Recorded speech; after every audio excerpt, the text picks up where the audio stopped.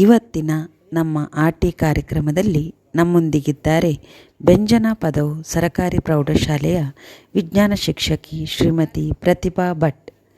ಹೆಸರಿಗೆ ತಕ್ಕಂತೆ ಪ್ರತಿಭಾವಂತರಾದ ಇವರು ವಿಜ್ಞಾನ ಸಂಪನ್ಮೂಲ ವ್ಯಕ್ತಿಗಳು. ವಿಜ್ಞಾನ ವಿಷಯಕ್ಕೆ ಸಂಬಂಧಿಸಿದ ವಿಡಿಯೋ ರಚನೆಯಲ್ಲಿಯೂ ತಮ್ಮನ್ನು ತೊಡಗಿಸಿಕೊಂಡಿದ್ದಾರೆ.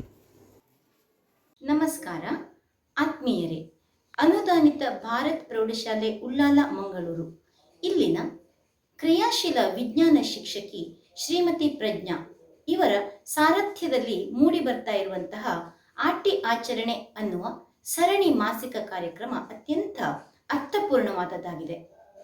ಆರ್ಟಿ ತಿಂಗಳಿನಲ್ಲಿ ಬಳಸುವಂತಹ ಆಹಾರ, ಅದನ್ನು ತಯಾರಿಸುವಂತಹ ವಿಧಾನ, ಅದರಲ್ಲಿರುವಂತಹ ಪೋಷಣಾ ಪ್ರಾಮುಖ್ಯತೆ ಹಾಗೂ ಅದರಲ್ಲಿರುವಂತಹ ಔಷಧಿಯ ಗುಣವನ್ನು ತಿಳಿಸುವ ಉದ್ದೇಶದಿಂದ ನಡೆಸ್ತಾ ಇರುವಂತಹ ಈ ಕಾರ್ಯಕ್ರಮ ಒಂದು ದಿನಕ್ಕೆ ಸೀಮಿತಗೊಳಿಸದೆ ಆರ್ಟಿ ತಿಂಗಳು ಪೂರ್ತಿ ನಡೆಸಿಕೊಂಡು ಬರ್ತಾ ಇರುವಂಥದ್ದು ಶ್ರೀಮತಿ ಪ್ರಜ್ಞಾ ಮೇಡಮ್ ಅವರ ಕಾರ್ಯದ ಬದ್ಧತೆಯನ್ನು ಎತ್ತಿ ತೋರಿಸ್ತಾ ಇದೆ. ನಮ್ಮ ಹಿರಿಯರು ತಿನ್ನುವ ಆಹಾರದ ಬಗ್ಗೆ ಹೀಗೆ ಹೇಳ್ತಾರೆ: ಹಿತವಾಗಿ ತಿನ್ನು, ಮಿತವಾಗಿ ತಿನ್ನು, ಋತುಮಾನಗಳಿಗೆ ಅನುಗುಣವಾಗಿ ತಿನ್ನು ಅಂತ.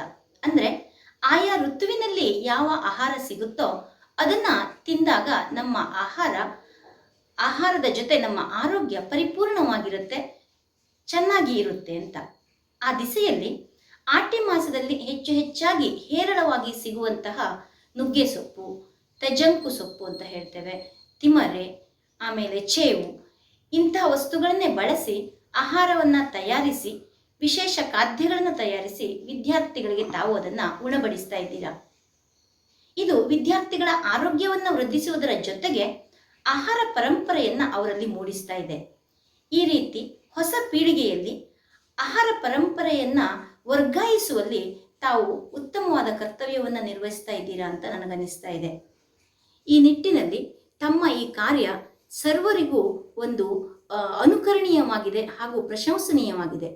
ಈ ಹಿಂದೆಯೂ ಕೂಡ ಇಂಥ ಹಲವಾರು ಕಾರ್ಯಕ್ರಮಗಳನ್ನು ನೀವು ಮಾಡಿ ಪ್ರಶಂಸೆಗೆ ಪಾತ್ರರಾಗಿದ್ದೀರಾ. ಇನ್ನು ಮುಂದಿನ ದಿನಗಳಲ್ಲಿಯೂ ಕೂಡ ಇಂಥ ಹಲವಾರು ನೂತನ ಕಾರ್ಯಕ್ರಮಗಳು ನಿಮ್ಮ ನೇತೃತ್ವದಲ್ಲಿ ಮೂಡಿ ಬರಲಿ.